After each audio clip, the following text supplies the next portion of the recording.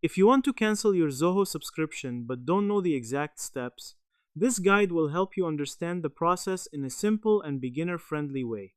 Zoho allows you to cancel your subscription anytime, but many users get confused about where to find the option.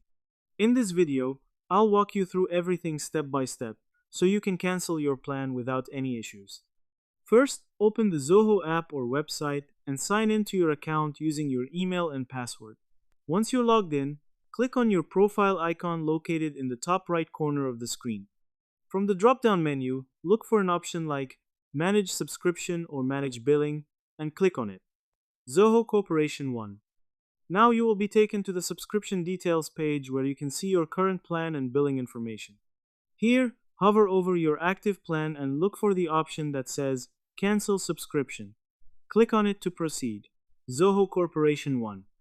After clicking Cancel, Zoho may ask you to confirm your decision and provide a reason for cancellation. Fill in the details and continue. You will then get two options: cancel immediately or cancel at the end of your current billing cycle. If you choose immediate cancellation, your plan will be downgraded right away. If you choose the second option, your subscription will remain active until the billing period ends. Zoho Corporation One. Once you confirm, your subscription will be cancelled and your account will usually be downgraded to a free plan depending on the service you were using. You can still access your data, but some premium features may no longer be available. If you don't see the cancel option, make sure you are logged in as the account owner, because only the owner has permission to cancel subscriptions. In case of any issues, you can contact Zoho support for help.